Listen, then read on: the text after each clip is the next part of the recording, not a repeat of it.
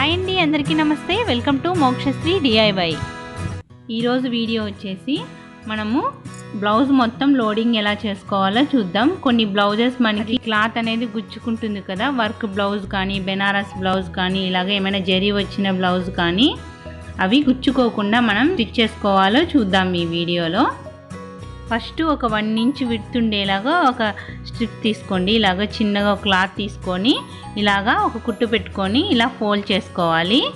మనం సేమ్ ఉక్స్ పట్టి ఎలా స్టిచ్ చేసుకుంటామో అలాగా ఇలా ఫోల్డ్ చేసి ఒక కుట్టు పెట్టుకోండి. అది షోల్డర్ పార్ట్ దగ్గర చూడండి. మనం ఇలా స్టిచ్ చేసుకున్న తర్వాత మనకి క్లాత్ అనేది ఇరిటేటింగ్గా ఉండదు పైన. ఇప్పుడు క్రాస్ బెల్ట్ ఎలా స్టిచ్ చేసుకోవాలో చూద్దాము. ఈ మెయిన్ క్లాత్ని ఇలా పెట్టుకొని స్టిచ్ చేసుకోవాలి. చూడండి, దీన్ని ఇలా రివర్స్ చేసి ఈ క్రాస్ బెల్ట్ దగ్గర టక్స్ పట్టినాం కదా, ఇక్కడ కొద్దిగా ఫోల్డ్ చేయండి.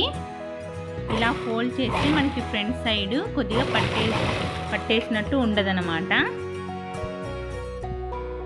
చూడండి, దీన్ని రివర్స్ చేసుకొని మనం దీన్ని కొద్దిగా ఫోల్డ్ చేసుకుంటూ కొద్దిగా క్లాత్ గ్యాప్ ఇవ్వండి. కొద్దిగా గ్యాప్ ఇచ్చి ఫోల్డ్ చేసి స్టిచ్ చేసుకోవాలి.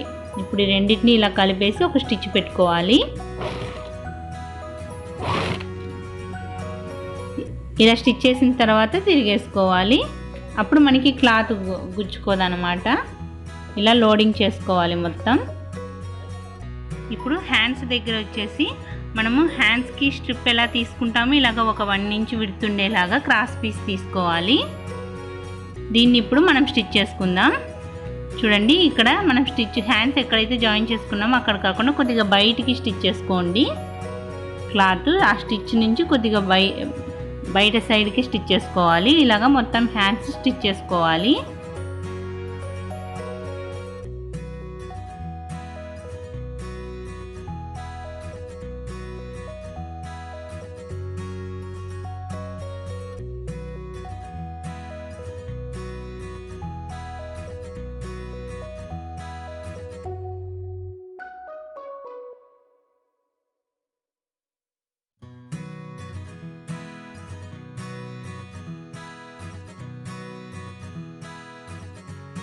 ఇప్పుడు ఈ క్లాత్ని ఇలాగా ఫోల్డ్ చేసి స్టిచ్ చేసుకోవాలి. చూడండి, ఇలాగా మనం నెక్ పీస్ ఎలా జాయిన్ చేసుకుంటామో అలాగ స్టిచ్ పెట్టుకొని ఇలా ఫోల్డ్ చేసుకొని ఒక కుట్టు పెట్టుకోవాలి.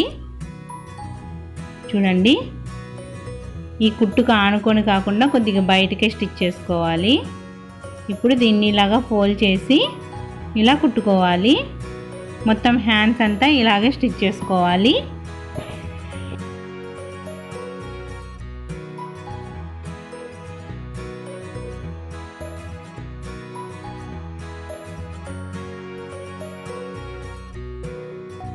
చూడండి, ఇప్పుడు మొత్తం కంప్లీట్ అయిపోయింది.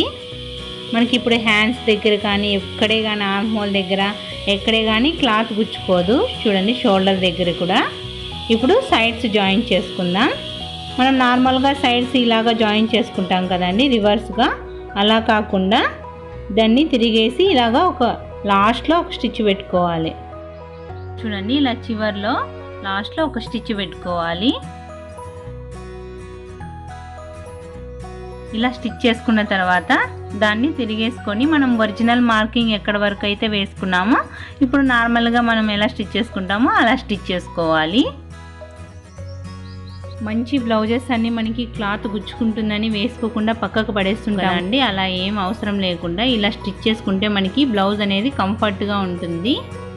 చూడండి, ఫైనల్గా ఇలా ఉంది. మనకి ఎక్కడే కానీ చూసారా, ఎక్కడే కానీ మనకి క్లాత్ అనేది అస్సలు గుచ్చుకోదు. మొత్తం బ్లౌజ్ అంతా ఫినిషింగ్ కూడా పర్ఫెక్ట్గా ఉంది. లైనింగ్ అస్సలు కనిపించదు జరీ అనేది.